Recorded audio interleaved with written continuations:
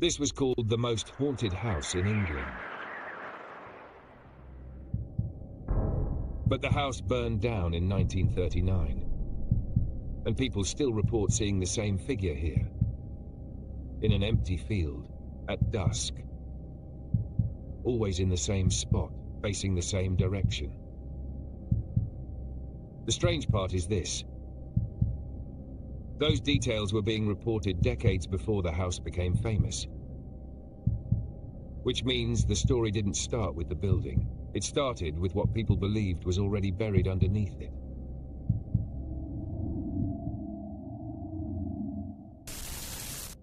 Borley Rectory was built in 1862 for Reverend Henry Bull, a quiet clergyman's home in rural Essex.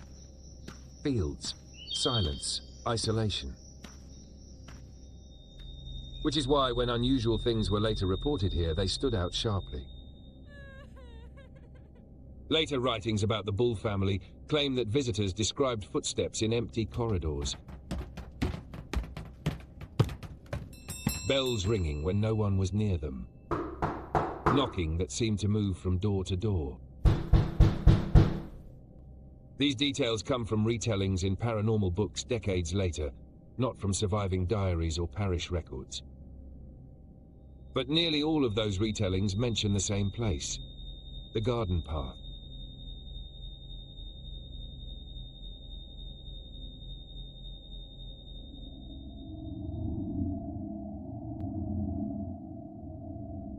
Long before the rectory existed, local folklore spoke of a monastery in the area. The exact location is debated. Some accounts place it near the rectory grounds. Others suggest it may have been further away.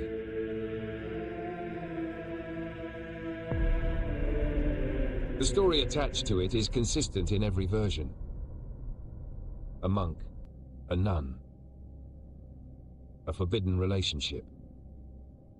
Discovered and punished, she was said in folklore to have been executed. This is not confirmed history, but this story was already attached to the land before the house was built.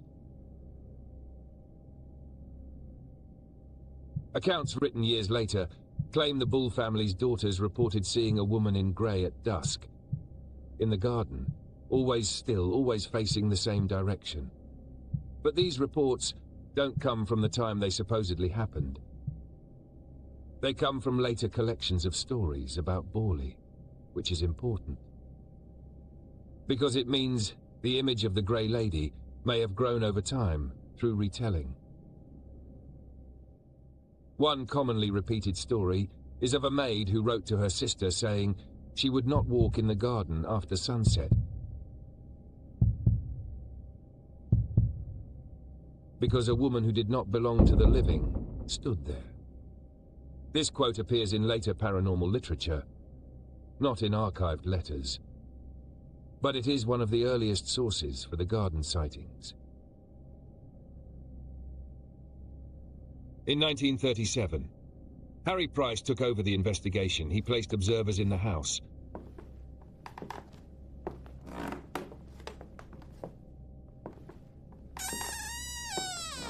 Locked rooms, kept logs. Each action measured, each observation recorded. This is why Borley became so famous. It did not fade into obscurity. It grew. It became one of the most written about hauntings in Britain. But Price himself was later accused by critics of exaggerating and possibly staging some phenomena, which complicates everything that came from this period. This creates a problem. If some events during Price's time were staged or influenced, then why do similar stories appear in accounts before he arrived? This question does not resolve easily. It lingers, it resists closure. This is the question that keeps Borley discussed to this day. In 1939, the rectory burned down. It was never rebuilt. Today there is no house, only open ground, and a sign marking where it once stood, which should have ended the story. But it didn't. In recent decades, Visitors have shared experiences online and in local interviews. A couple reported seeing a grey shape standing where the garden path once ran. A local man said the place feels observed, even in daylight. These are modern anecdotal reports, unverified, but they echo details from the older stories. Dusk. The same area of ground. A still figure standing unmoving, facing the same direction. This is not documented evidence, it is not certainty, it is not resolution. It is a pattern, noticed slowly, in how the stories are told across decades.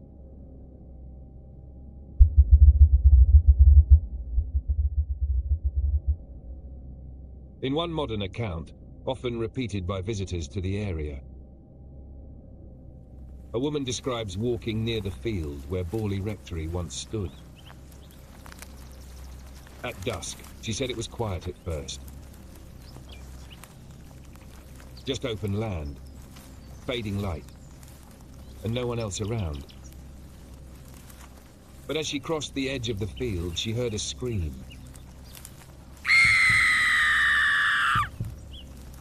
Not distant, not echoing. Close enough that she stopped immediately, because it sounded like someone was just beyond the grass line. She described it as a woman screaming. Sharp, repeated, like something in distress. Not a single cry.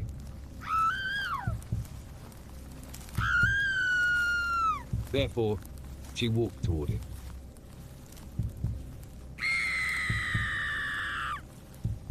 Expecting to see someone. But the moment she stepped further in, the sound stopped completely. No fade, no echo, just gone.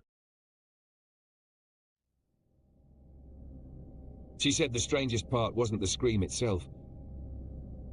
It was how quickly the silence returned, as if the sound had been cut off, the moment she tried to find its source.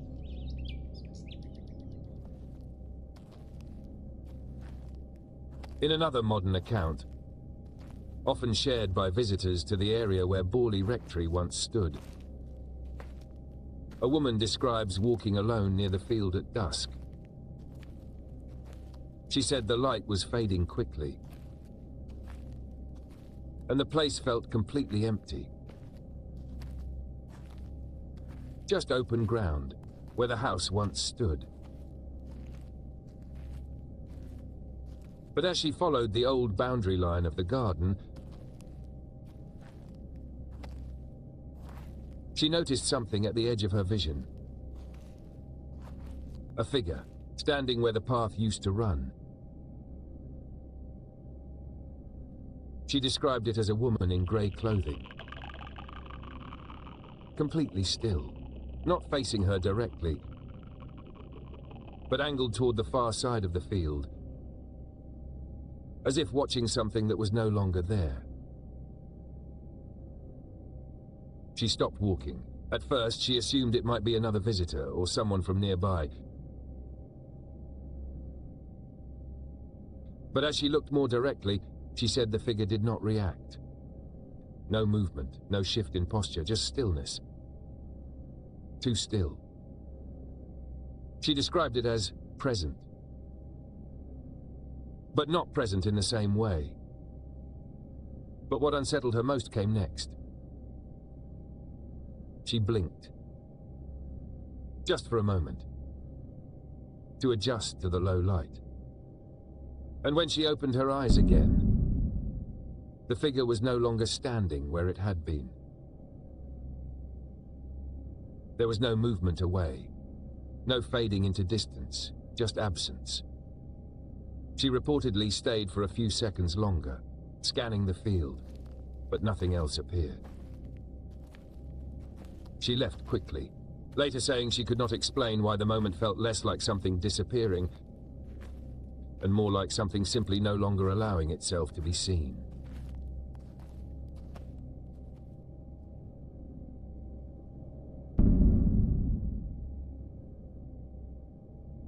At the time, skeptics suggested animals in the walls, structural noises, pranks, psychological stress from isolation, and the possibility that later witnesses were influenced by already knowing the story.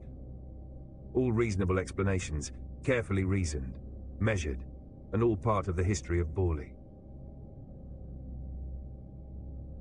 But even if the monastery's story is only folklore, and even if some events were exaggerated, and even if some experiences were psychological, the same image keeps appearing. In the accounts, a woman in grey, in the garden at dusk facing toward where the monastery was said to be.